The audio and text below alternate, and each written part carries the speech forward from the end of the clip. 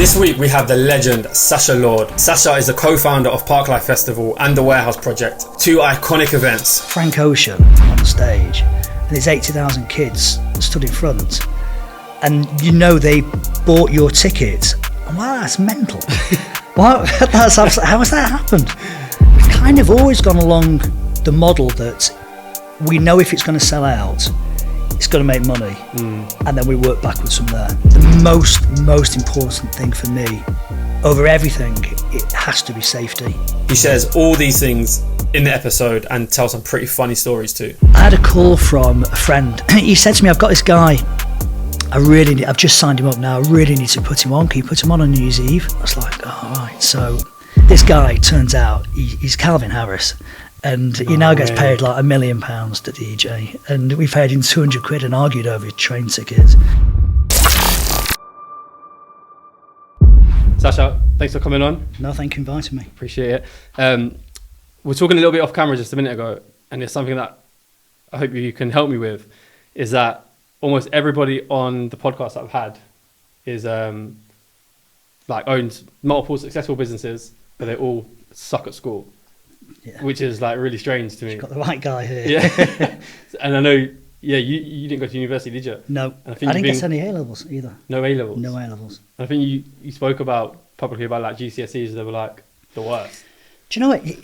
I'll be honest, and I don't advocate this, but education, further education, it's not for everybody. Yeah. And I think more and more we see this now. I'm a big fan of apprenticeships, actually. When I interview people, I never really look at CVs or anything like that. I could give you a CV now and say I got 5 A's at A-level, and you wouldn't be able to check whether that's right or not. Yeah. So I like experience, I like apprenticeships. But, when I was at school, and that didn't impress my parents, by the way, but when I was at school, it kind of coincided with what we refer to as Manchester. So there was a period of probably 2 to 3 years when the whole world were looking at what we were doing. Mm-hmm. The best music was coming out here, Factory Records, James, Happy Mondays, New Order. You obviously had the Hacienda nightclub, but it's what people were wearing as well.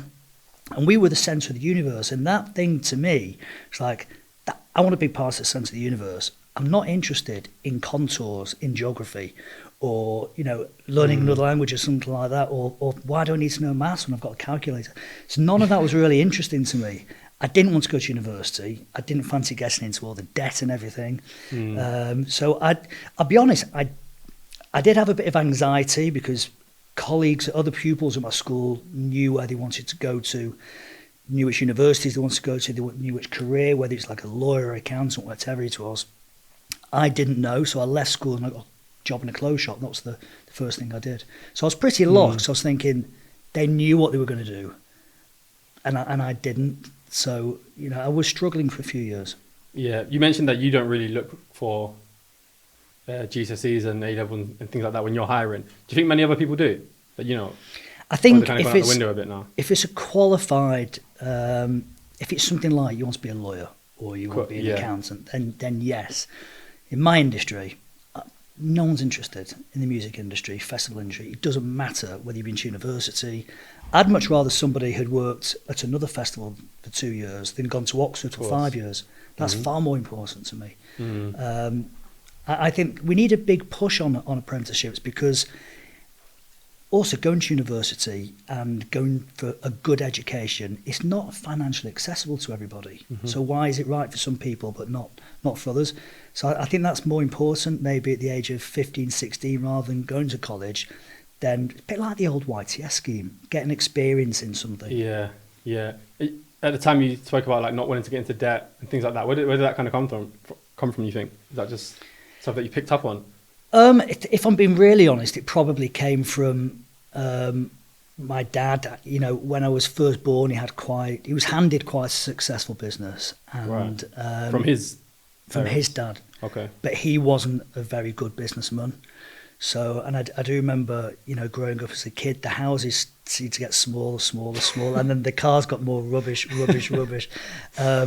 So I think I never wanted to fall into that trap. So that was probably, I've never said that before actually, but that was probably one reason why. Yeah, interesting. What do you think about that in terms of passing businesses down to your kids?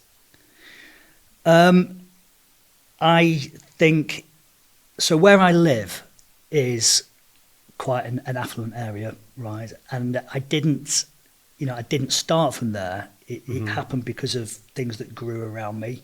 So I could afford to live there.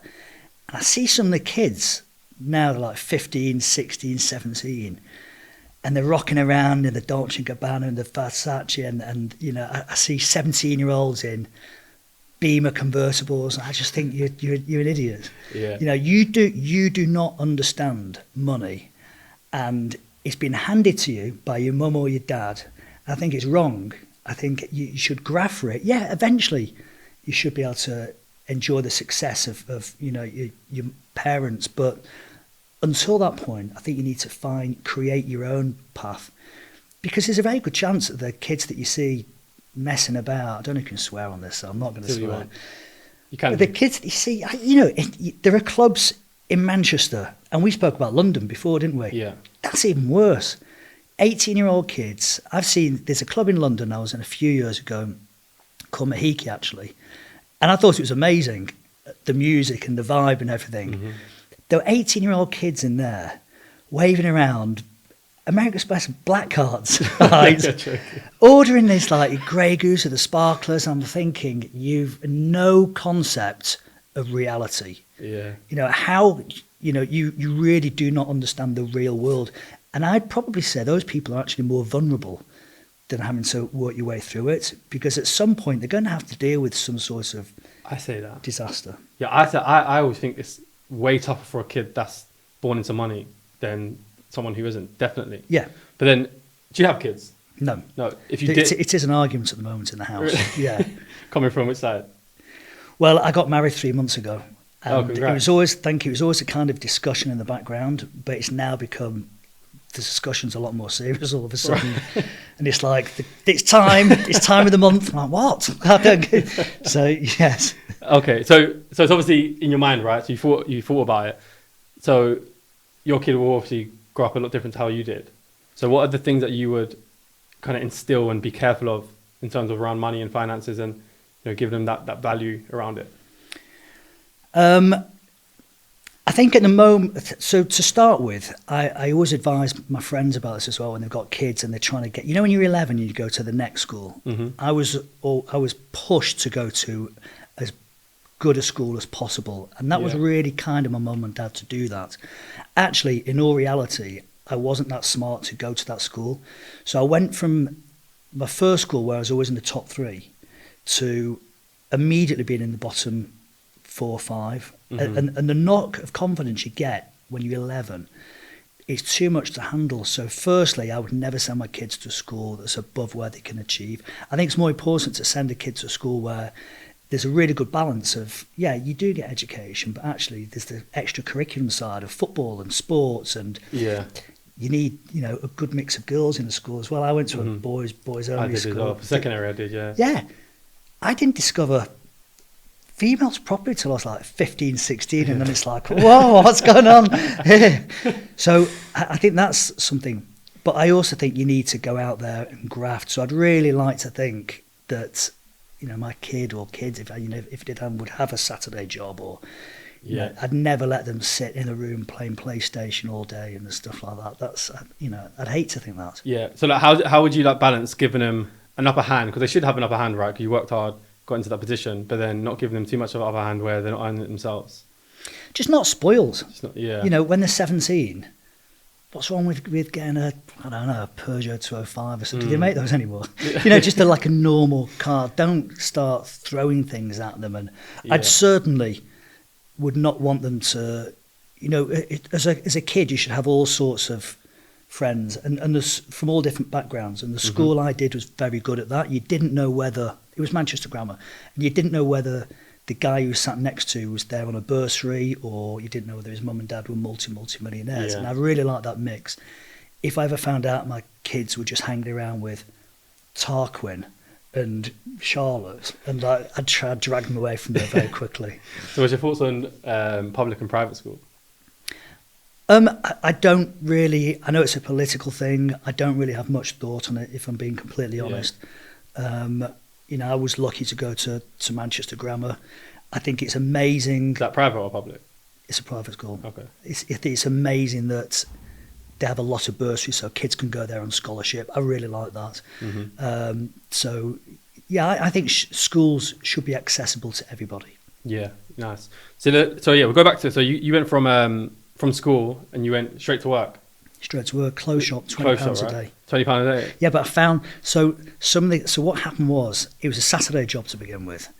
And I found a loophole within the first 3 weeks that if you worked in this clothes shop, and I'll tell you where it was, you know, flannels. Yeah.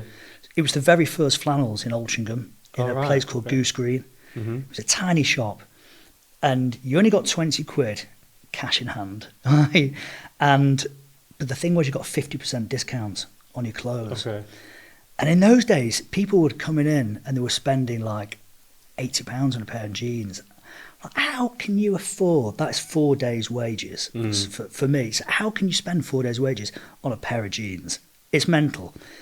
And then I found out you got 50% staff discount. So what I did was I went round all the rich kids that I'd met at school and said, you come to the shop, I can get you 25% discount. So what they do is they choose the jeans. I'd do it for 80 quid. I'd give the shop 40 quid. They thought it was for me, and I'd sell them on for 60 quid. So it was like a little side thing going on at the same time. Where do you think that came from? Was you like, did you feel entrepreneurial? Desperation. Like 20 quid a day, you can't live off that, can you? Yeah. Well, so what? You would have been 16, living at home? 17, 18. I was living at home, but, you know, I wanted to go out and at the weekends, and 20 quid didn't really cut it. Yeah. Okay, so you just wanted to just have a bit of money, do what you want to do. Yeah. So then from the clothes shop, where'd you go from there? So I was working at the clothes shop, and then I went full-time there, still 20 quid a day. And on the Sundays, I decided to open a market stall. And I used to do every single Sunday. It's a place called Stanley Dock Market in Liverpool. And I'd sell leather jackets. And I found the place in Wetherby near Leeds that made the jackets for Next. Do you remember I don't know if they still do it, but you had the Next catalogue. Yeah. Yeah, that's it. So in the catalogue, these leather jackets would be like 160 quid or something. They weren't cheap. But in this factory, they had a seconds area. And literally, if a button was hanging off, they'd say, oh, you know, that's 25 quid, you can buy that. But I was like, rather than sending it off to get mended. Yeah. So I thought there was a gap there. And I literally used to turn up, put these jackets, I could only have like 10 jackets at a time because of cash flow. I'd sell them for 90 quid and have the next catalogue out there and proving it was 50% discount. But I'd send them to the dry cleaners, just get them fixed or something. Yeah. You know, and this was totally independent, you didn't even know that was independent. And so why this? Why didn't you like go get a job and make? Do you know what? So what year would it be now? It was July 1985. Dr. Green, my chemistry teacher, it was a life-changing moment for me because the results had come in for the end of year chemistry exam. And he hauled me to the front of the class to embarrass me. I knew it was coming. So to make it even worse, I wasn't very good at chemistry. I wasn't very good at many topics. I was good at art, and I did like football actually. But Dr. Green, just to really embarrass me, brought a maths teacher in who managed to prove there were 50 questions in this end of year exam, and it was multiple choice. It was A to E. And he brought this maths teacher in to prove, because I got 4% in the exam, right? The maths teacher proved that if he'd given a chimpanzee a pencil, it would have statistically scored higher than I'd got, right? And he told the whole class that I'd never hold a job down. And at that point, I was like, I don't want a fucking job anyway. Like, quite angry. So I think that was subconsciously something that always stuck with me. And you had like a point to prove. The point to prove, yeah. He's probably dead now, but if he was still alive, giving him some Parklife tickets. I wouldn't invite him to Parklife. I'd invite him to Parklife, get him searched on the way in, and then they find something on him. He can go to Strange Ways. Yeah. So was it from the markets where you started that first event? I think it was like 1990. So yeah, I started to get a bit of money in my pocket from the markets. In the market, you made a bit of money, yeah. Yeah. So on the Sunday, I was making as much as I probably did in the clothes shop for about a week, but still. It wasn't, it was like, how are these guys turning up at flannels in these big posh cars and stuff like that? And at the same time, a friend of mine He was going to another school actually, but his mum and dad are very wealthy. It was his birthday, and on a Monday night they hired a nightclub in South Manchester, where it was normally shut. And this was before Facebook, social media and everything. They said, look, you can have your 18th birthday in there. He told a few people, he invited 100, word of mouth spread, 400 people turned up. And I thought, well, if I could find a venue that was normally shut on a Monday in the city centre, maybe I can persuade them to give it to me at a decent deal and maybe earn a few pounds out of this, charge everyone £2-3. That gave me the idea, and I put my first event was the 4th of July 94 at the Hacienda. Yeah. What was that? What kind of event was it? Well, this is the problem, you see. You always learn from your mistakes, and it's the people that learn from mistakes carry on. The people that keep making the same mistakes fail. And it was a student night, and I hadn't realised on the 4th of July, all the students had gone home. Right. So very quickly, I realised we had a problem coming down the line here, because I had to pay the Hacienda, because at the time the people that ran the security at the Hacienda were not the kind of people you want to take home and introduce to your mum and dad. You know, it was the early 90s. Completely different way of living in those days. So I made this complete lie up. Me and my friend who were doing it, we went round to all the shops in Manchester city centre, and we realised, you know, if you say to someone, I'm going to tell you something now, but whatever happens, don't tell anyone. Immediately, everybody tells everybody. Like, that's what happens. That's how humans work. So what we did is we went round and we pretended we worked for the Hacienda. We didn't. We said, look, we just want to thank you so much for allowing us to put our flyers on your counter over those. We've got this really special party that's happening in 2 weeks on a Monday, Hacienda.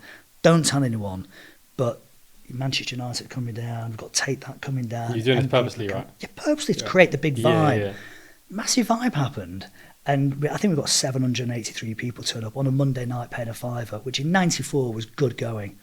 The problem was, obviously, United, Take That, none of those people were in there.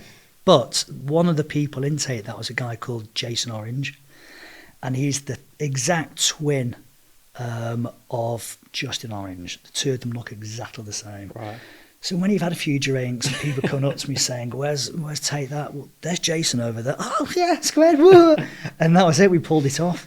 And it's that point, we walked away that night with some good money in our pockets. And I thought, well, this is it. It was never supposed to be a career. But I thought, I need to do another one of these. And then I just got the bug. Let's do another. And that was the start of the... Guys, let's speak jewellery for a minute. Meet Say It With Diamonds, an amazing jewellery company founded by a friend of mine, Charlotte, who you might have seen previously on this podcast. Say It With Diamonds have brilliant collections for everyone, male and female, and for any age. They launched a men's collection recently. They're also engagement ring specialists, and I can definitely vouch for them here, as they did make mine, which was amazing. Visit their website or go over to their Instagram page and have a look. Great quality and very affordable, but they also offer bespoke jewelry, as I mentioned, engagement rings and other diamond gifts. On their website, you'll see a member box that you can purchase for £20 for the year, which gives you 1 year's worth of free next day delivery and 10% off everything over £50. Even better, all the Money Game listeners can get a 15% off everything online using the code MONEY15, all in capitals. Don't play games with your jewellery, get it from somewhere trusted. But how easy was it to run an event like that? Obviously, the way you marketed it was clever, you got people there. But in terms of everything, setting up a company, all that, did you have all that sorted, or was it a lot easier back then? There was no limited company. It was just, in those days, everything was just cash in hand. Cash in hand, everything, yeah. How much did you leave with? Do you remember? I think we made £600 or something, which when you're earning 20 quid a day, you know, that's, what is it? What did like the people around you think? You sound like you're a bit of like a free spirit. You're going from one business to another. Like you said. Well, no, that was it then. I was in that, and I've not left since. But no, before that though, when you was like moving around. I think people you put this thought. First event on. Do you know? If I'm being honest, they would never say this because they were too polite. They probably thought I was a bit of a waster. Yeah. You know, they're all going to university, and in 5 years' time they're going to come back and they'll be lawyers, and there's, you know, they had a nice future set for them. Was you bothered?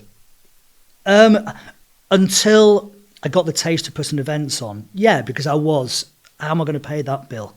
Right. And for the first few years, it was very, very common for bailiffs to be outside the house and come to the front door, and you know, I was signing on for a bit and just flipping around, just hustling first 3-4 years. Yeah. And then it happened. Okay, so then you got into the events, you're like, this is what I want to do now. So that's when it became a career. Yeah. And then how did you then scale to obviously what it is now? So for the first, I mean, it's a long story. That Yeah, the first 7 between, years, isn't it? just to cut it down in bullet points, the first 7 years, I was running weekly student nights. So I realised quickly there was a gap in the market, and this was in the first 12 months. I realised that every student night that I'd gone to have a look at what they were doing, they were playing exactly the same, practically the same set in every single venue. So you'd have that crappy hour where they play ABBA and all that nonsense, and then you'd probably finish on House of Pain, Jump Around, and no one was doing anything different. Yeah. So I thought to myself, well, all the amazing music that people are talking about, the house music, maybe make it slightly more commercial, but rather than people having to pay 15 quid to get into the Hacienda on a Saturday, maybe we'll charge them 3 quid so they can hear that music in a nightclub, and that's what we did. And for 7 years, it was sold out consistently every Tuesday.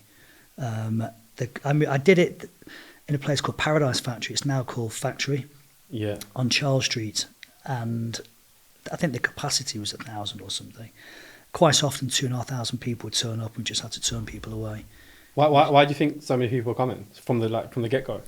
I think because you told a lie for the first one. Told my first one, but then, on the second one, the unique selling point was we were doing different music. We weren't patronising people with it like that rubbish ultra commercial music. Which, by the way, there is a place for that. I thought we'd do something different, and it worked. Interesting. So then you carried on doing that 7 years strong. You kind of built like a bit of a brand around it. 7 years, built a bit of a brand, and then I was telling you as we were walking up here, I thought I want to take a step and put a big event on. And where we're sat now, can I say where we're sat now? Yeah. You know, Granada Studios, it's the old bonded warehouse. Mm-hmm. And in 96, 97, 98, it was called Granada Studios Tour. So you could come to the main gates here, you pay whatever it was, you can walk down Coronation Street, go into where they filmed Sherlock Holmes. They had a bit of a roller coaster going on in here. And I thought it'd be great to do a big party here. I came down. God knows how I managed to persuade them, because it was Granada, blue chip company. But they allowed me to do it. And New Year's Eve, 97, I sold 4,500 tickets. It was packed. Jeez. And I remember there was a moment after that, actually, once everybody was paid.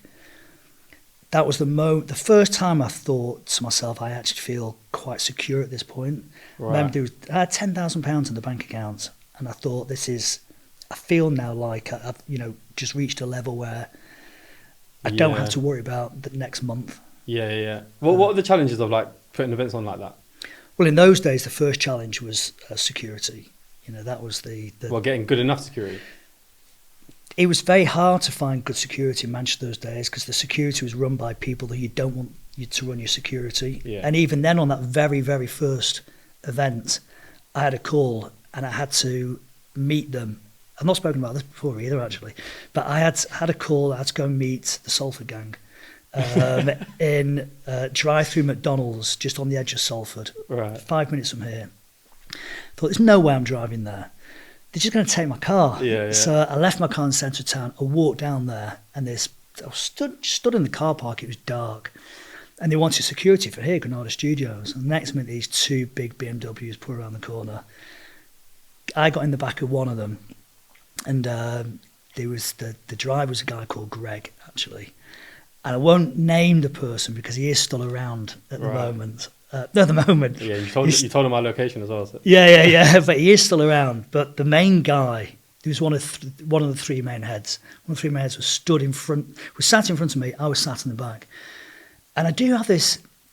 It's not OCD, because OCD is a serious condition, but I like everything for me has to be straight and perfect, and I'm a bugger for positioning things, or like even it's rude if I'm in someone's house and the frame's not right, I'll go and alter it without asking permission. And he was talking to me, and he had the Ralph Lauren baseball cap on his head, and he still had the tag on the back of it, the price tag, right? So he clearly been robbed, and he was talking to me and demanding that he had the security here. And I was thinking, do I tell him he's got a tag on the back of his cap? That was all I was interested in. And in fact, they actually turned up for one of the first. You had these meetings leading up to an event called SAGs, Safety Advisory Group meetings. Mm-hmm. and all the authorities sit around, and I had to tell the police what was going on. And they said, okay, we'll invite the firm down to this meeting. And fair play, this guy turned up, who was fronting the security, not the guy in the car. And they told him exactly what to do. And that was it. And that was the start of Greater Manchester Police fighting back from the gangs. Right. But yeah. Yeah. By the way, you actually going mad with all this stuff on it. No, I quite like It's this decent. actually. I'm not sure about the Brewdog can. I need to check if that's open or not. Yeah. But Yeah, no, all closed. No, interesting. So at this time as well, you had like, when you first started, did you have any business knowledge whatsoever? You had a little bit from obviously what you did before, but do you know did you what feel like you was at your depth at any time? I'll be honest, we still never really, when I say we, so there's 3 of us involved now. Still today with Parklife and everything? Yeah, so there's myself, Sam, Rich, and we've kind of always gone along the model that we know if it's going to sell out, it's going to make money, and then we work backwards from there. Right. We've never really sat down and, I mean, we do, don't get me wrong, we do budgets, but we never sit down and start off with a budget and then look at how it's going to end up the festival. Yeah. So we always do it top down. Okay. And that so if we sell it out, this is what we can afford, type thing. That kind of thing, yeah. Right. Okay, cool. So then when you at this point in time, did you have any envision whatsoever of getting to a point of what Parklife is, selling like 80,000 tickets in an hour? That was Warehouse Project, the success of Warehouse Project, the success of Parklife. I feel so lucky because I think it was a fluke, a complete and utter fluke. A lot of people say that, like it is. I don't know if I can. It can't be a fluke. I don't. I get the worst imposter syndrome. Really? Like the worst, and we Not for throwing events though, right? For throwing events. Serious. When I'm stood on the stage and it's, I don't know, Frank Ocean on the stage and there's 80,000 kids stood in front and they bought your ticket. I'm like, that's mental. What? How has that happened? Even last night when we were speaking about it just before we started, I'd been contacted during the daytime, say we're going to send a camera crew to your house. You're going to be on the Piers Morgan show at 8:15. He's away, so Jeremy Kyle's standing in. I'm like, I don't understand how I got to that point. Yeah, I really don't. So you don't think that ever goes, or do you think it'll ever go for you? It'll never go for me, and never. But then when you're throwing events, like throwing another Parklife, do you ever, business wise, do you ever feel like shit? What if this one don't work? Do you get that? We've always said all along, we never think shit what happens if it doesn't work. We're waiting always for the moment where, with events, with the festivals, there's always a peak moment, and then we've seen it so many times over the years. It's a bit like watching my team, Manchester United, at the moment. Actually, Fergie years is there, and then it starts to do that. Now, as a fan, it's so upsetting to watch it go down. And with Warehouse Project and Parklife, I think the second it starts to lose its shine and go down, we'd rather stop it rather than watch it go down to the bottom. Just say, that's it, finish, we're done. Let's go out on a high. Yeah. Well, what do you think the reasons for that happening would be? Just over time, or? Over time, as we grow older, we might lose concept of what the kids want. Something new might come along. Right. It could be a host of different things, but we're under absolutely no illusions. It's not going to be here forever.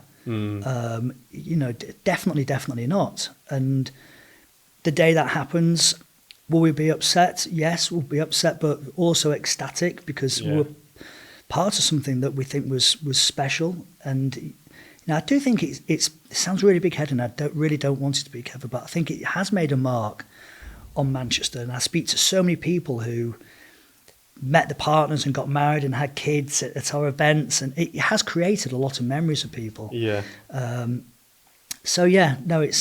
proud of what we've achieved. It's not the end. There's still more to go. Okay, so I want to try and bridge that gap between you doing Hacienda and then like the birth of like Parklife and what it is. What are the catapult moments for you? So I think you need to go back actually a little bit. So again, going back to the school I was, obviously we had Dr. Green, Mm-hmm. he was a complete bastard. And then It's crazy when you're a kid and it's like happens like that. How like to this day you remember it clearly. I hate him. Strange, isn't He had it? this beard with all his lunch in his beard and stuff. Like, it's so unkept. And he just looked like a typical chemistry teacher. You know, those those horrible like chords and stuff. But so all the kids at my school were really conformed and very conservative. Not talking about politically. You know, you were taught you had to wear the uniform. Your hair wasn't allowed to go past your shirt, collar. You know, Right. there was, and so you were sort of. It was a bit like a conveyor belt to get you to a good university, Oxford, Cambridge, blah blah blah. And I really enjoyed art, as I said before. So I used to spend a lot of my time in the art halls at lunchtime. 2 reasons I enjoyed it, but secondly, I quickly fathomed out that if you're in the art halls, you weren't monitored what you're doing, so you could make a break for it and go to the girls' high school as well. So there was a good excuse. It worked on two levels. But there was a teacher there called Mr. McGuinness. He now says I call him Steve, but that feels really wrong to me. Yeah. Doesn't live in Manchester, lives down south. And Mr. McGuinness saw that I was really struggling. I even had one of those, you know, those black square leather suitcases with the gold, like the button combination thing flips the proper up. The geeky things. Yeah. Like full on Mr. Bean. And he said to me, look, why are you conforming like this? You know, don't conform. I remember he gave me a tape, some music to listen to. It's like, wow, that is mind-blowing. And it was that point that has really stuck with me. You know, don't do what everybody else is doing. Mm-hmm. For me, that conversation was an absolute game changer. And I've told him that. You know, I credit him wherever I'm out and about. So you feel like that's what's been like a key to your success in terms of like putting on events, 100%. and attracting people, 100%. trying to do something different. 100%, yeah. You know, even when, I mean, I'm not the creative one. Sam, my business partner's the creative one. But you see, when you launch Parklife, we don't do it like we don't put a poster up with the lineup on it. The way it's done, it takes months to creatively think of it. Only yesterday, he was in the office and was jumping up and down, how excited, and showing me, because the penny dropped, how he wants it to be launched next year for 23. Yeah. So yeah, I think we've always tried to do things differently, and I think Warehouse Project's exactly the same. We try to do things on its head. Yeah. How putting on events, so that when you finish one, is that straight away? Then that's when you start going for start organising the next one. Yeah. So how stressful was it? I had organised my kid's 4th party the other day, and with like 10 people, and it's so stressful. Do you know what? The smaller ones are more stressful. Do you think so? Yeah. So it was my 50th back in January, and I had 45 people at the house for a party. That was more stressful than Parklife. Why? Because there's more people that are helping out in Parklife. You just delegate things. Yeah, because at your own party, everyone's looking at you. Right. To say, you know, if anything's not right, then it's you. If there's something not right at Parklife, it's probably my fault. But I can blame someone else. Yeah. I really hope you're enjoying the show. I would just like to ask for 1 minute of your time to tell you about my sponsor whose support makes the show possible, CPC Finance. CPC Finance is a finance broker that specialises in sourcing and packaging a wide range of property funding. You name it, from buy-to-lets to commercial properties, auction investments, property developments. They are everything you'd want as a finance broker working for you on your property deal. They're extremely experienced. They know their market extremely well, which means they can move quickly. They're on the ball. They've been in the game for 30 years, which has enabled them to, one, build very strong relationships with a variety of lenders, which as an investor is super important, especially when things don't go to plan. Deals in certain situations aren't straightforward, which is often the case. They are bespoke specialists. And 2, they have a brilliant understanding of all types of property investing. They know the strategies, they understand deal structures. There isn't anything these guys haven't seen. You know, they're seasoned pros. So if you're someone looking for property finance of any kind, go to cpcfinance.co.uk, and on the homepage you can schedule in a call at whatever time or day suits. How many staff does it require? So during the actual weekend when it's on, there's 4,500 staff working. So if you imagine straight away, there's 900 bar staff, there's 1,000 security. That's nearly 50%. It's an absolute machine behind the scenes. What would you say are like really critical points to getting to making any event successful of any kind?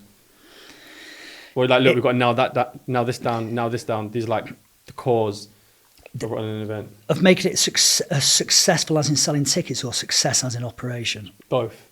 Everything. So I think the most important thing for me over everything, it has to be safety. And, you know, over the years, sadly, we have had a handful of fatalities. Yeah. You know, we've had millions of people through the doors. It's very, very sad to say it's going to happen. And, you know, it probably won't be the last time it happens. It happens all over the world. I always say to people, you know, how here in Manchester, you've got Strangeways Prison, Category A prison.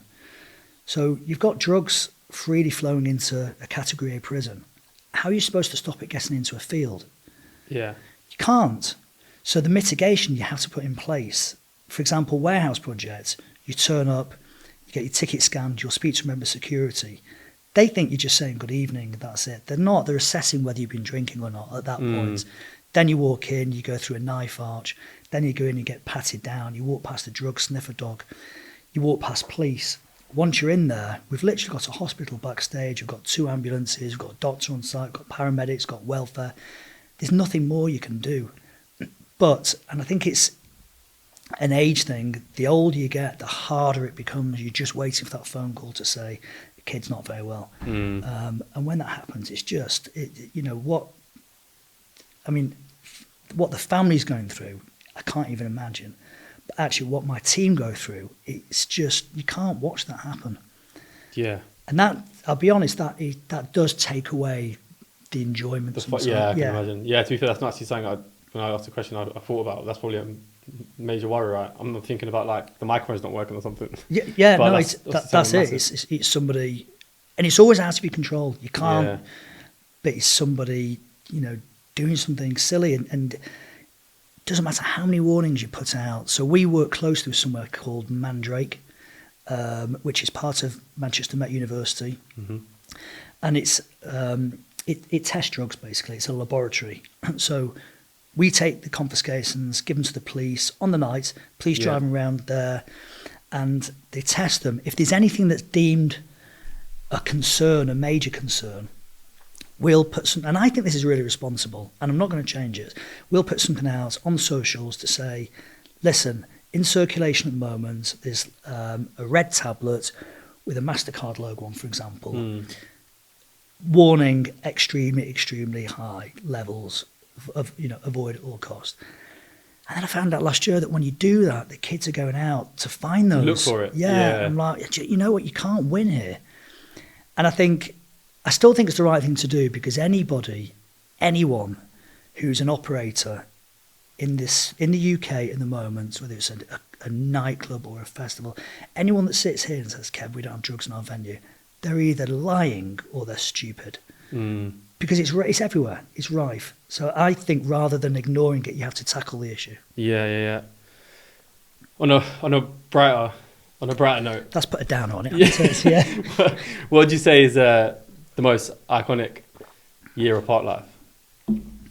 Well, I can answer that one as well. I do know, and sadly, it will also probably put a slight down on the conversation. So there was an attack on our city region, 22nd of May 2017 at the arena. And 10 days after that, there was the One Love event, Ariana Grande, at the cricket ground.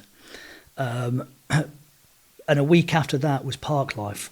So Ariana Grande was 50,000. Ours was the biggest amount of kids, 80,000 kids were there. And you could just, it's so weird, you could tell that everybody turned up, by the way. First, we thought there'd be a big drop-off because mums and dads were quite rightly scared. Of course, yeah. But you could tell they'd all been told, go to the event, but listen, just behave yourselves. And just the joy, and they were coming down. And I know it's like 5 years ago now, so people will forget, but at the time, even on the streets of Manchester, people going around hugging the police and things. That happened at the event. We've never seen it before. People were just so happy, hugging each other. And it was like one big, fuck off. You've not scared Manchester. Yeah. We're here. And actually, by coincidence, headlining that year was the 1975. So I thought it'd be quite nice to do a tribute, get all the local, the NHS, the ambulance service, the fire brigade, the police, paramedic, get them all on stage, taxi drivers that helped out, get them all on stage, get 1975s to come out. Andy Burnham said a few words, and you could hear a pin drop. You know, sometimes, normally when you do those things before and there's a tribute, it's the same with football. You know, there's always 5,000 people that will not really be bothered. Yeah, they're chanting it's like so disrespectful.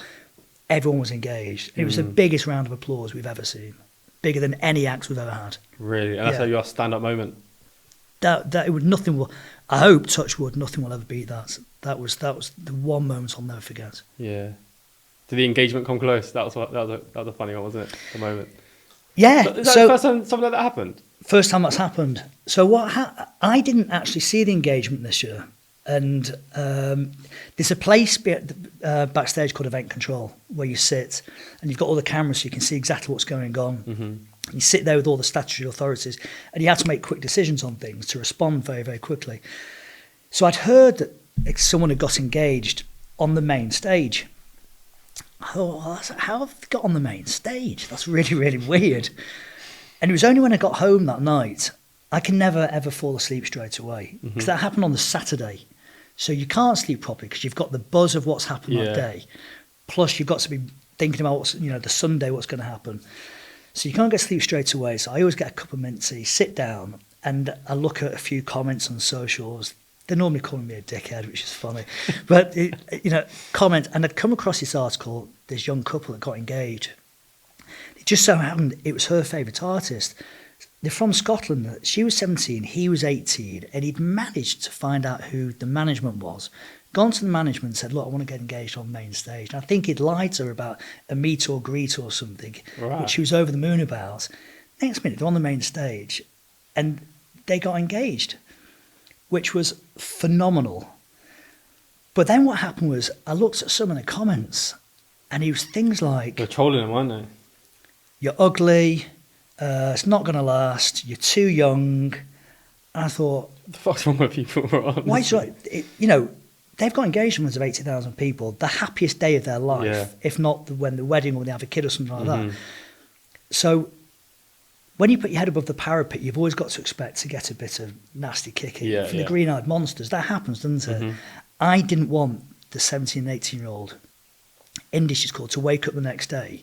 Yeah. Oh, look, we're in the Manchester Evening News. And then, hey, I knew to get really upset about it. So very quickly, I ran to the press tent on the Sunday, said to Sky the Evening News, can you find out who this couple are for? I need a contact number. And I phoned them up. They were driving back to Scotland. They weren't coming on the Sunday. And I was right. They were really, really upset about it. Yeah. So I was like, listen, forget these idiots. It happens all the time. They are just jealous. They hide. That's not even their real names. They hide behind nonsense. What I want you to do is I want you to choose a honeymoon. I'm going to pay for it. Say congratulations for getting engaged at Parklife. But when you're on your honeymoon, post pictures of you sat there around the pool sipping cocktails and stuff. And that's your, to the trolls, that's your thing. And it went viral actually. I didn't expect that. Yeah, so have they been married yet? No, a couple of years away. All right. So how's that going to work? What, they're just going to get in contact when they've got my number. We message each other now and then. That's crazy. So, really nice couple. Lovely, lovely couple. That's amazing. That's cool. One thing I wanted to ask you about is which, correct me if I'm wrong, and this is probably a big reason how you're able to scale the festivals as well. It's about like attracting talent and being able to get talent to come to your festivals. Yeah. When did you start getting people like that? That is down to Sam. So I did have a nightclub 2006 called Sankey Soap, and we used to get good talent there at Sankey's. The capacity there is about 800. When we moved to Boddington's Brewery 2006 to start the warehouse project, capacity was 3,000. So you get bigger budgets to play with then. So we started to attract some big names, and it just grew and grew and grew. Who's your first big name? You're like, wow. Well, the stories I like actually are the big names that weren't big at the time. So right, okay, yeah, I like that. New Year's Eve 2006. I had a call from a friend, a guy called Mike Pickering, who was head of A&R at Sony. He was one of the first DJs in the UK to play house music. It was at Hacienda. And he said to me, I've got this guy I've just signed him up now. I really need to put him on. Can you put him on New Year's Eve? I was like, Mike, we're sold out. You know how this works. It's sold out and everybody's booked now, so there's no room for the DJ. Please, I need this as a favour. I was like, all right. So we put him on at 9 o'clock. What he didn't know was the club didn't open till 9:30. Right. So he was playing to an empty room just thinking no one had turned up. That was it. We were shut. So Mike was happy. His artist was happy. And at the end of it, he came up to me and we paid him £200 and he gave me a first class ticket. I was like, I never agreed first class. You had to. I was penny pinching. I had to. I said, I'd pay for your train fare, but never agreed first class. We had a bit of a ding dong about it. Anyway, this guy turns out he's Calvin Harris, and he now gets paid like £1 million to DJ, and we paid him £200 and argued over his train tickets. That is nuts. No, man, did you get him back? Yeah, he's played for a few times. He has. Yeah, quite a few times. I don't think he's ever forgotten. Florence and the Machine, we paid a few £100. David Guetta, we paid £400. That's madness. Yeah, it's good to see it though. It's a tough one, isn't it, when you're paying them 200 and then 2 years later you're paying them like hundreds of thousands. I think the worst one was I was sent a tape once. Shows how long it was. Yeah. And this agent said,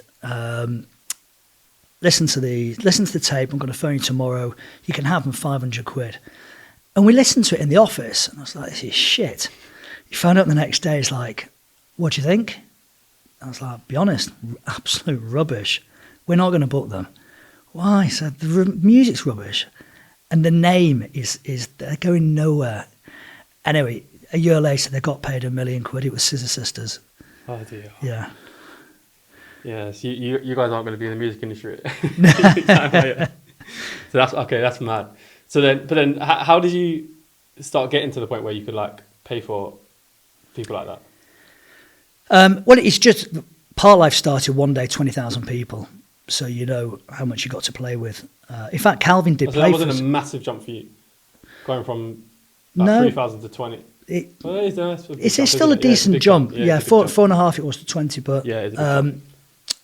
so it was just one day, 20,000 people. It didn't stack up on one day by itself, so we used the same stage, and the night before we put Ian Brown on, so then it stacked up, and he made some money.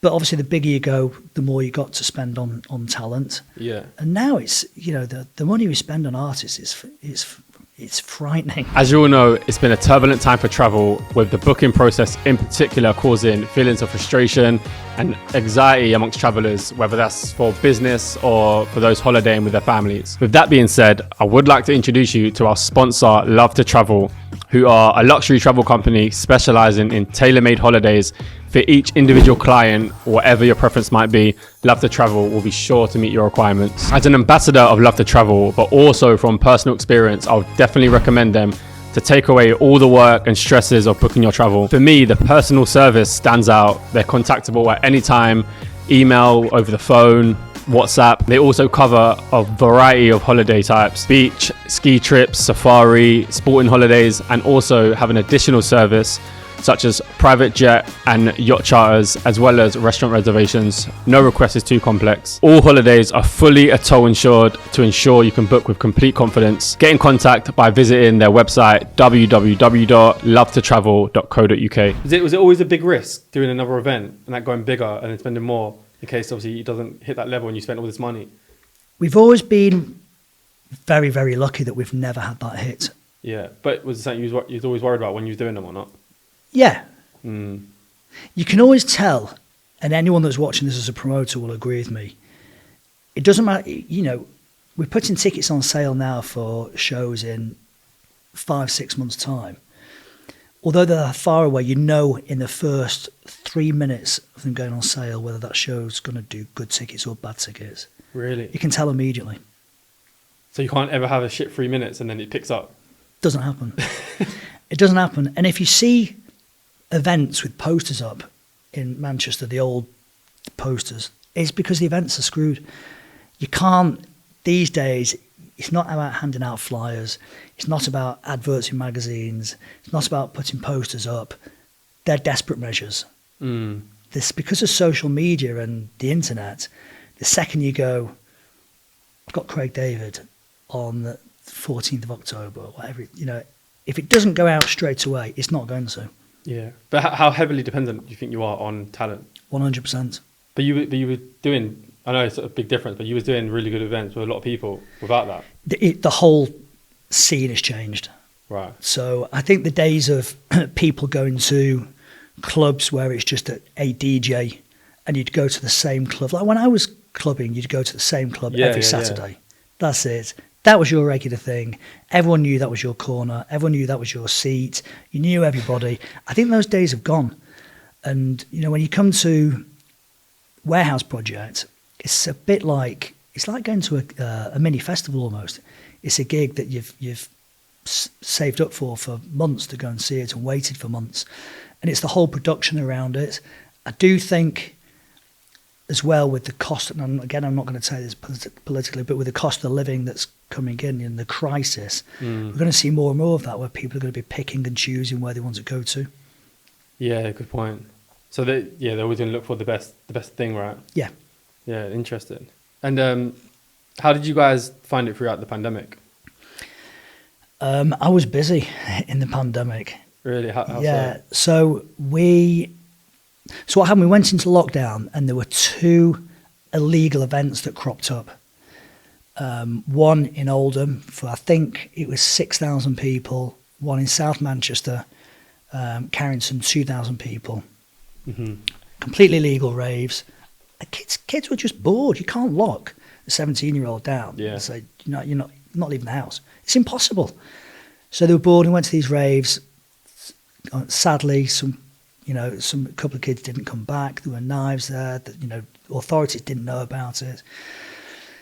So I get the call to say, what can we do to entertain kids? Like, we're in lockdown at COVID. What do you think I'm going to do? Is this where the advisory role kind of came in or not? No, it came in before then. Oh, okay. But I think because of the role, they okay, cool. lent on me for this one. Yeah.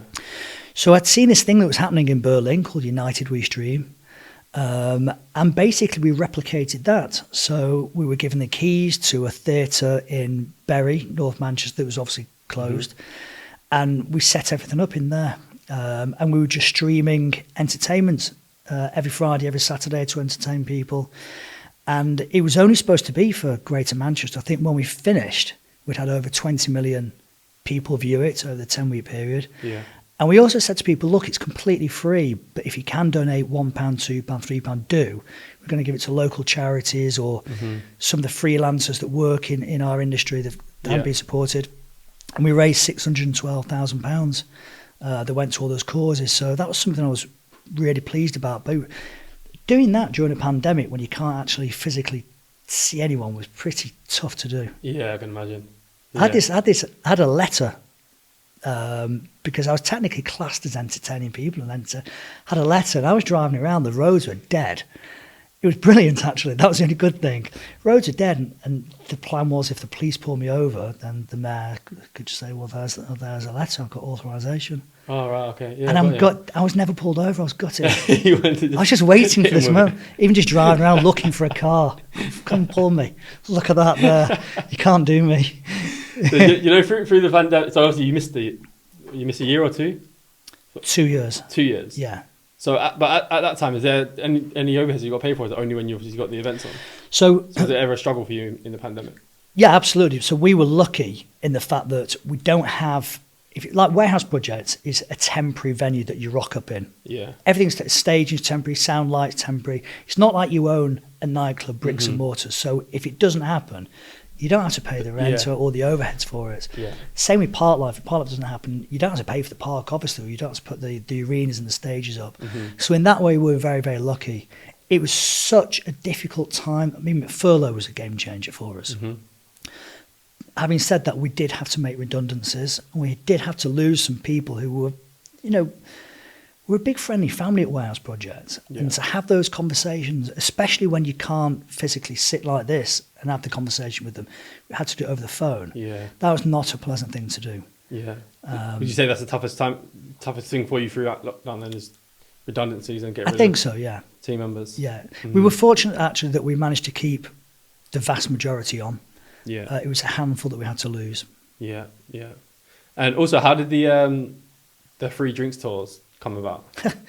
Well, They're- so there are a lot of people in my industry, lots of like trade bodies and things who were putting out statements or comments, and I was as well during the whole period. yeah. But I actually wanted to, once we got through this, get out, and I just had this thing in my head. I just wanted to thank the regulars who'd kept the smaller independents open. Yeah. Because I'll be honest, hospitality, and it's a really, really tough time now, and it's going to get, we're in for a very, very rocky 18 months, but I think, that was, everyone knows how awful that time was, and I just wanted to do my bit to thank them, and I came up with this idea that I'd choose one venue, had to be an indie venue. My wife insisted we had to bring the dog as well, so they had to allow dogs, and I just said on Twitter, I want to get out there, I want to thank everybody, give me a few suggestions. And the suggestions were dotted all over Greater Manchester. And then I thought, I know how social media works. So there are 10 boroughs of Greater Manchester. So if I choose Wigan, the other 9 are going to go, they're going to give me a kicking. Yeah. Or you're looking after people in Wigan. What about Trefford? So I was like, right, I'm going to have to do 10 of these. I'm going to have to do a mini tour. And do you know, I'll be honest, I've absolutely loved every second of it. To get out there, to meet people, it's an hour of free drinks in each of the boroughs. It's been brilliant. I've had such a laugh. But by God, it's been expensive. Yeah. It's like, fucking You hell. regretted it with the booking. Yeah. So you literally you go there. I get there 5 minutes beforehand. There's my credit. They know I'm and turning just up. speak to people. The whole Just have a time. pint and just chat to And people. do you know, people are lovely. They're coming up and they're asking me questions, and I'm hearing stories off people. And Are they sipping or are they going for it, like, in terms of drinking? They went for it last Sunday. Surprisingly, in Tameside, actually. Okay. Yeah, I went to Droylsden, a place called the Silly Country. My God, they can drink in Droylsden. But yeah, it's the final one this weekend. I've got Trafford coming up, and I've got City Centre Manchester. Nice. And I'm done. You finishing it? My credit card's melted. But you know what? It's good because at least I can say, I did actually get out there. Yeah, but you know, the most annoying thing about the whole thing, Kev, is the fact that I have funded it myself. But everybody's coming up to me when I'm doing these things and going, "Oh, that was mate. Do us a favour. Will you thank Andy for the drink?" Oh, what do you mean, Andy? Andy Burnham. Andy's not paying for these drinks, but I've not got the heart to say that. So you just say, "Oh yeah, I'll thank him." Yeah, I'll thank him. I'll thank him. So people think I've gone round the whole of Greater Manchester With his credit card. with his credit card buying drinks. Yeah. Yeah. And obviously you let the bars know beforehand that you're coming. Let them know. Yeah, let them know. I guess they're also really thankful as well, right? It's great. Do you get like literally a flood of people? How many people come? Well, it depends on the size, but 2 weekends ago we did Wigan, and I forget where it'd been beforehand, but when we pulled around the corner from Wigan, it was a sunny day. The place was rammed. Everyone sat outside. Demi's a designated driver, and she turned around to me and went, "Not so fucking clever now, are you?" That was it. So I know you probably don't want to get too political, but I know you spoke about like the next 18 months being a bit rocky. How so? Do you think? I tell you, I was going to get rocky, and people are already feeling it now. Anyone that says it's coming, and I'm talking about the cost of living crisis, it's not coming, it's here. Yeah. I can see it, and when the energy bills kick in on the 1st of October, I know people who are going from paying on an average of £400 a month for energy in their hospitality to £6,000. Then in January, it's going to go up again to £8,500. That is not viable in any business whatsoever. So you've got those costs. You've also got the cost of, especially food, massively increasing. There's a restaurant in Manchester, a really well-known one that we were in 2 weeks ago. And the owner came out, he was chatting to me when we were having a meal, lovely guy, and he was telling me that the oil in his fat fryer is now more expensive than his unleaded petrol. So you're dealing with that. So the costs are going up. At the same time, the cost of living, fewer people are going to be coming out. You don't have to be sat in the Treasury or the Chancellor to work out what's going to happen. Yeah. And I'm not concerned about it's going to last 18 months, 2 years. So all those big boys, all those big chains, the PLCs, I'm not worried about them because they've got the shareholders, they've got the banks behind them, and the banks go, we'll bail you out for the next 5 years. Don't worry about it. But those small family-run independents, it's happening now. And the calls I'm getting are so sad to hear. Yeah. So is there anything they can do? Or is it a crack or? Well, it's, and again, I keep saying I'm not going to make it political, which means I obviously am. So, I've contacted directly the Chancellor. I'm really lucky. He follows me on socials. We message him, ignoring. What's happening is this wall has come round now because the PM has decided to get married. He's been on holiday twice in the last 2 weeks. Why he couldn't do that in 3 weeks' time when he's no longer the PM makes no sense to me whatsoever. He's in Greece on holiday. Meanwhile, everybody's here is screaming, shouting, we need help. Not hospitality, the whole country. Yeah. We can see every time you turn the news on, it's depressing, isn't it? You've got that, and then a wall's come around them, and they're making no decisions until the new PM's in place. I have no hope of either of them, by the way. Yeah. So we're sinking. Yeah. What do you think people can do to kind of get through this? In terms of in 2 years, the public or my industry? Public. Or both. We're going to see the biggest divide between, I think the middle class will go. I think we're going to see the biggest divide now between the rich and poor that we've ever seen. So many of that top end have made so much money out of the pandemic.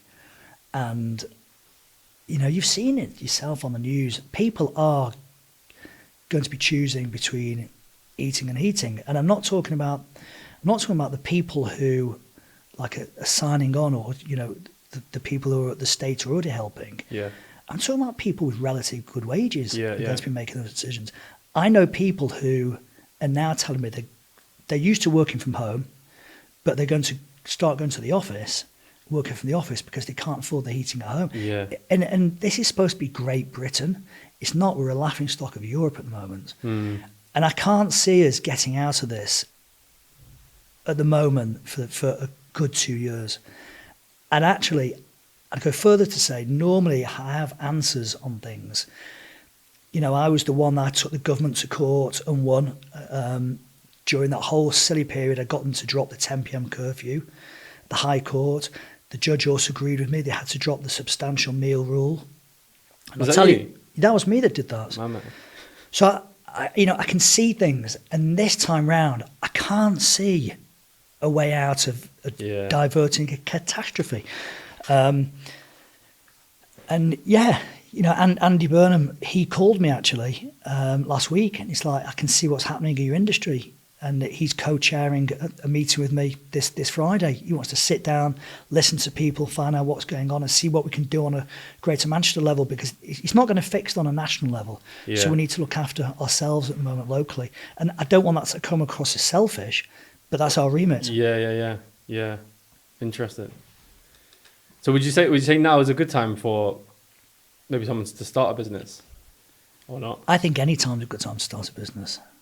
I would, I think I get asked quite a bit. I do speak at colleges and schools sometimes, and I get asked the question about, should I start a business or should I go into a job and something? And I think to ask that question, you must have a slightly entrepreneurial mentality to be thinking about going into business rather than just a safe job. Yeah. I'm not knocking safe jobs, by the way. It is great for some people, just wasn't for me. And I'd say to anybody, the biggest thing that they have on their side is their age. Because, when you're young, if you fail at a business, well, there's a good chance you don't have a mortgage. There's a good chance you don't have a family. Good chance you're not married. What's the worst that can happen? Well, if someone does have that? Even then, well, I don't have kids, so I can't truly give you a proper answer. But I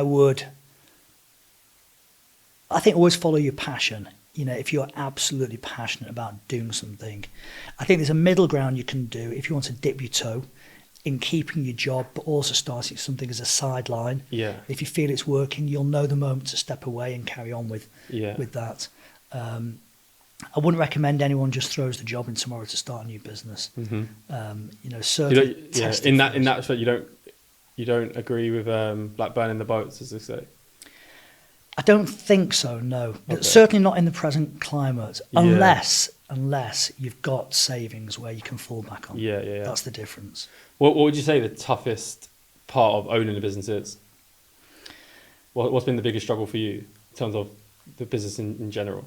I think probably the responsibility of knowing that people's jobs rely Depend on you. on you. Yeah, that's it. Mm. And I don't think this is out of the ordinary, because I have heard other people say this. Sometimes it's very difficult when people listen to or look to you for leadership, because sometimes I'm driving home and like, well, that's great, and I've had a great time helping that person or advising that person, but actually I really wish I had someone that I could probably go to and ask a similar thing. Sometimes it can be quite lonely, especially when you know the shit's about to hit the fan, and you can't share that with the office because you don't want them worrying or panicked or something. So did you feel like who would you go to? Did you have people like that? No. Just try and mull it over myself. What about your business partners?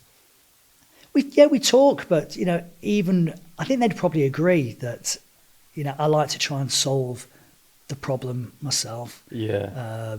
They just like bounce ideas off you. Honestly, there's no. We do. We definitely bounce ideas. Yeah. I'm slightly older. That shouldn't factor into it, but I think if you see me panicking about something, it'll make them panic even more.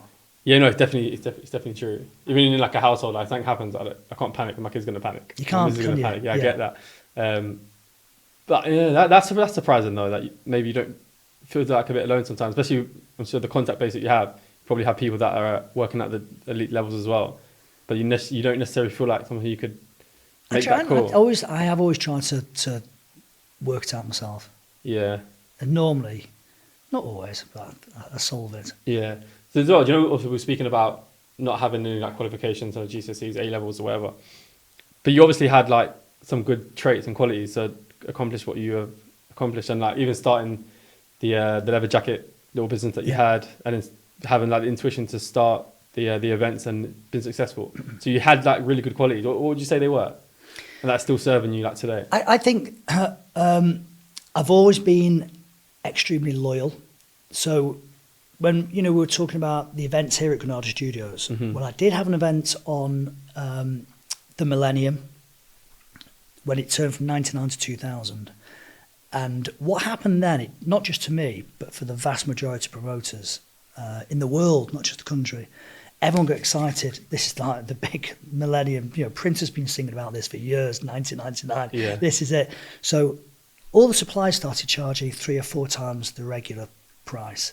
So if you were paying £1,000 for something, that New Year's Eve you were paying £3,000 for it. So everybody's prices were whacked up. We all thought we were going to do really, really well out of this. What happened was, quite rightly, we didn't see it. The customers were going, we're not paying that. We're going to have a house party instead. Right. And that actually did affect New Year's Eve parties for probably 4 or 5 years, because people suddenly realised, I don't have to get a taxi into town and pay double on New Year's Eve or triple. I don't have to queue, I don't have to pay for a ticket. I've got to go to the supermarket, buy some cheaper alcohol. We'll have a great time. Put the TV on, Big Ben at 12, that's it, done. So it took a few years to get that back.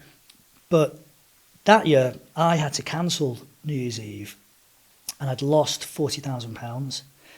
And it was a limited company that I'd set up for it. Now, everybody knows that when it doesn't work, if you have a limited company, you can just bump it. And this sounds really, really bad to say, and I don't advocate this, but if it was the bigger firms, like, not a firm, but if it was the taxman or something like that, HMRC, I wouldn't feel as bad, probably. Yeah. It wouldn't feel right. It wouldn't feel morally right. You could stomach it. I could stomach it, yeah. They've taken enough off me over the years. And Go through the pain in the eye. But, the people who I would have to have stiffed, it's like the guy that puts the posters up, the local guy that printed my flyers, and it didn't sit right with me. Clearly, I didn't have £40,000. So what I did was I wrote a list.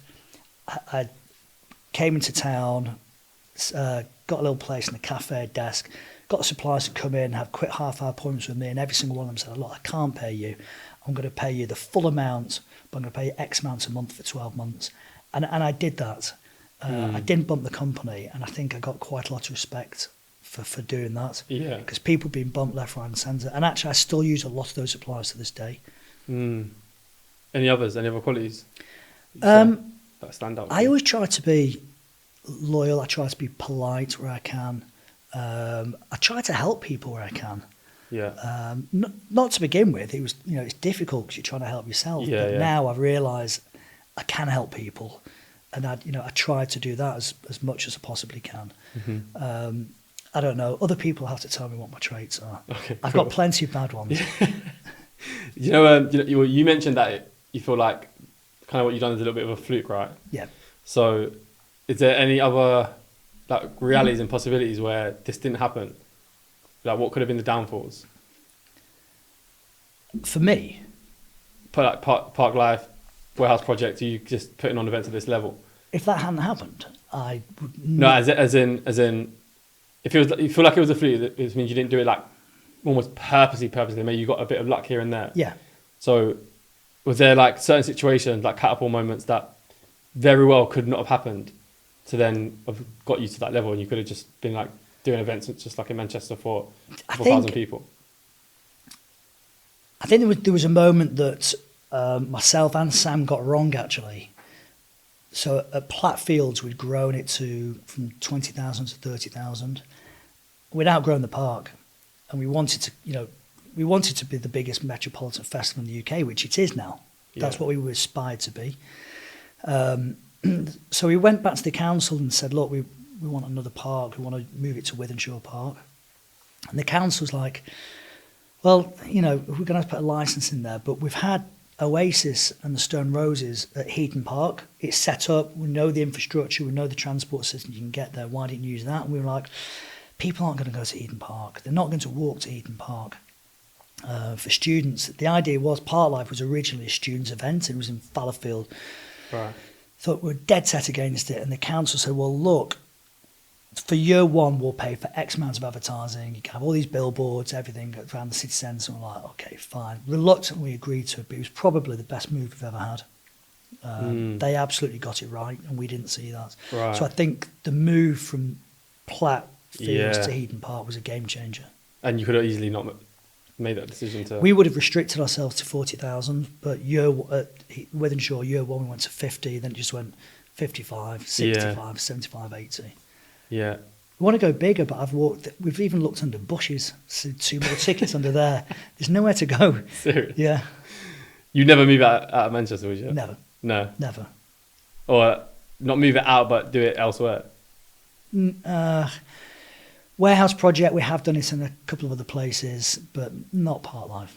Yeah. No. Even if it meant scaling it to like triple, you wouldn't do it? I don't think so. It's a Manchester brand. Yeah. Okay. Cool.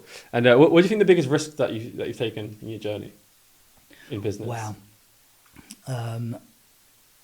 So I can tell you something that nearly went severely tits up, and it probably would have been the end of the warehouse project. Wow. So in 2007, we'd moved from Boddington's Brewery to Store Street. And the reason why we moved from Boddington's Brewery was it was fully licensed, but it was next door to the prison. And the bass music was escaping from the roof of Boddington's into the prison. And the governor said that we were responsible for the escalation in drugs within Strange Roads Prison, because on a Friday and Saturday when we were on, the guys were raving in the prison. So it wasn't an ideal look for us. Yeah. So he said, right, well, we need to move.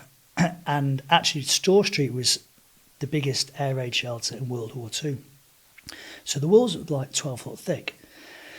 And we did 4 events at Easter. It was supposed to be one-off until we found somewhere we could go to. And the events were that good at Easter. We said, do you know what? We're going to stay here.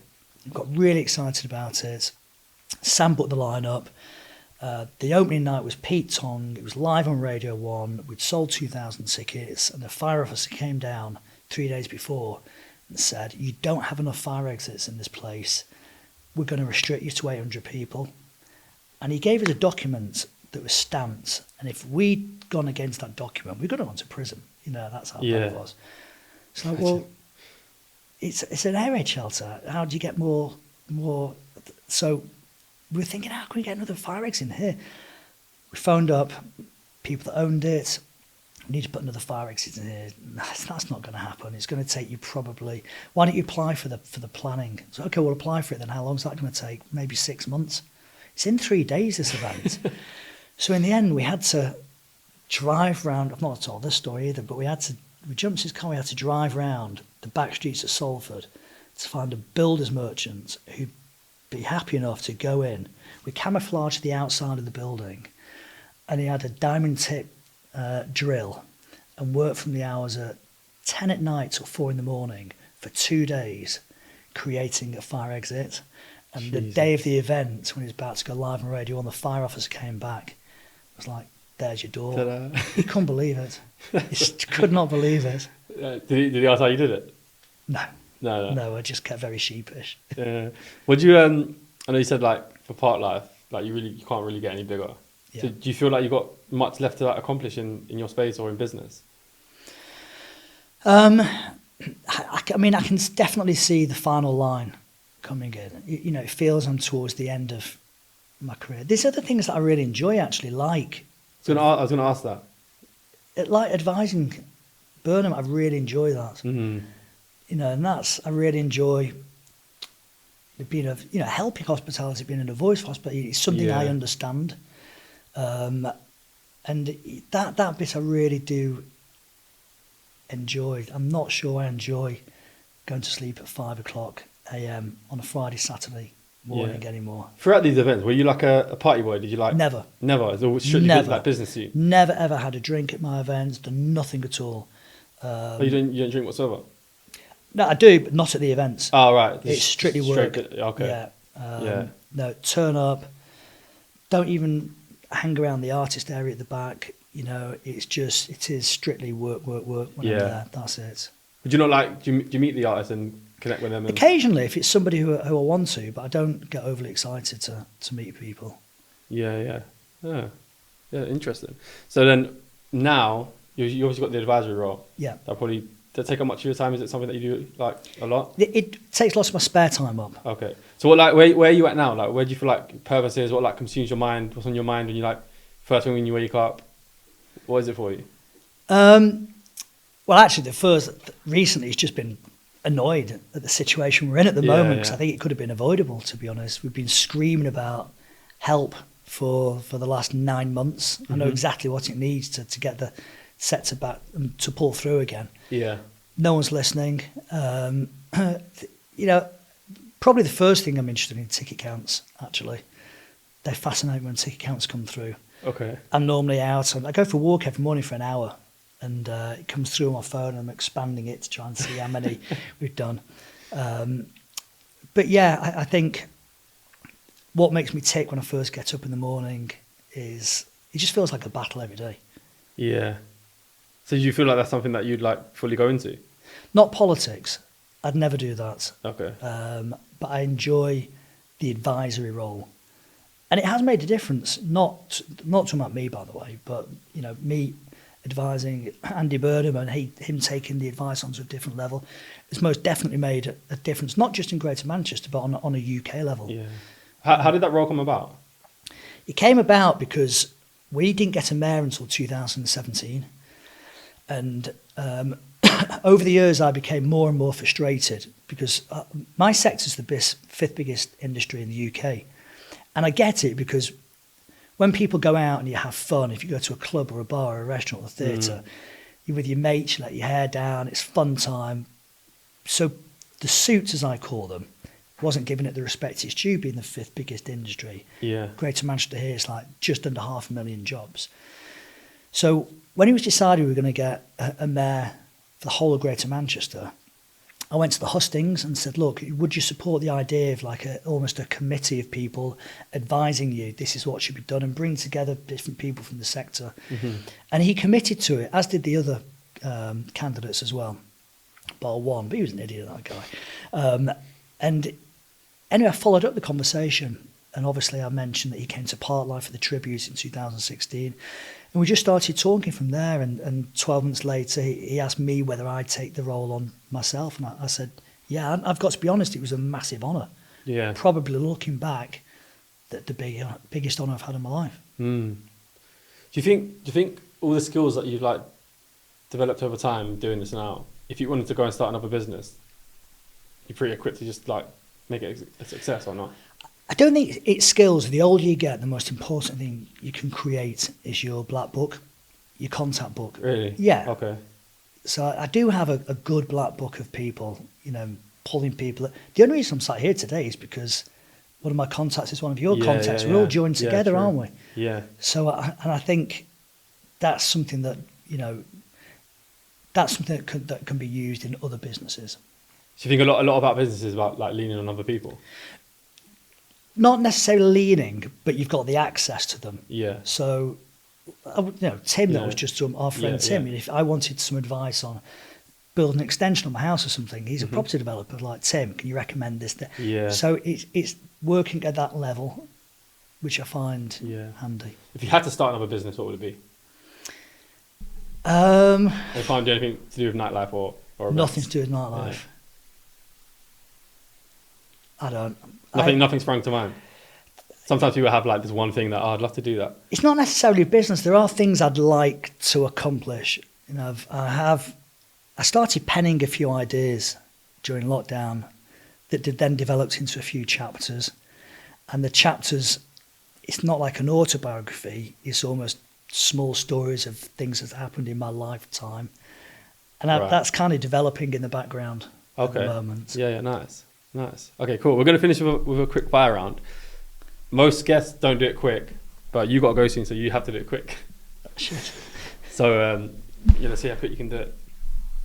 Okay, who's your favourite artist you've had at Parklife? Oh, shit. Favourite artist.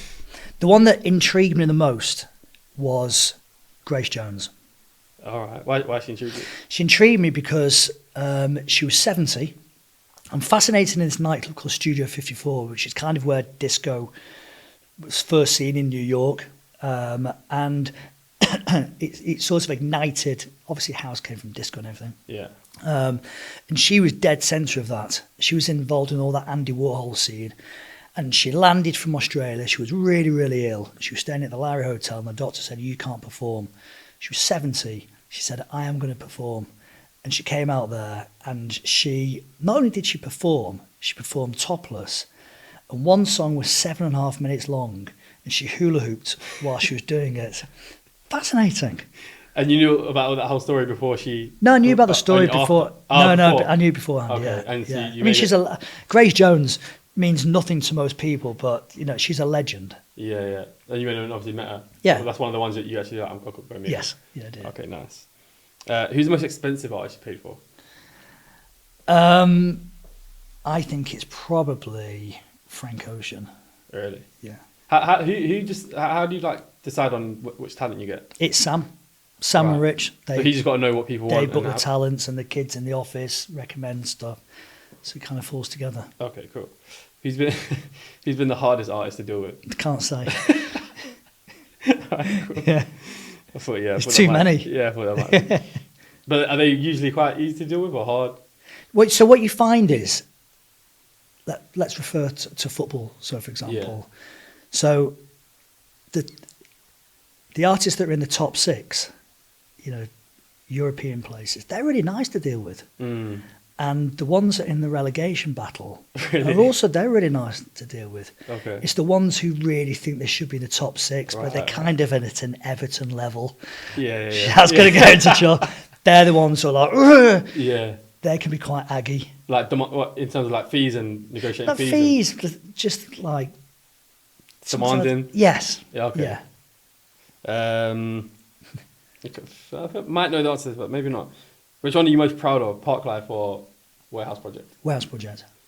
I had a feeling Parklife, but then I was like, no, you never know, because there could be like this crazy story about. But why? It's the baby. Okay. Parklife wouldn't have happened without Warehouse Project. Yeah. Okay. It came from there. Okay. Cool. If you could change one thing in the economy right now, what would it be? I think you actually touched on it. Lower VAT from 20% to 5%. Yeah, I think I heard you speak about that. And last one, last two. Does it bother you that your dog gets more likes than you on Insta? How amazing is that? It's mad, isn't it? It's crazy. I can say something like, I don't know, I could say like, I'm going to be at such and such a place for free drinks on Sunday. Not us. But I'm bringing pickle. Yes, pickle's there. But hey, so I'll tell you a story about Pickle. When we first got him, he's a miniature dachshund. Yeah. Okay, Yeah. so when we first got him, it was one of his first walks. I think he was like 12 weeks old or something like that. And stupidly, Demi was into this thing of buying him little outfits. So it was coming into winter, and he was wearing a light grey cardigan with like baby blue stitching around there.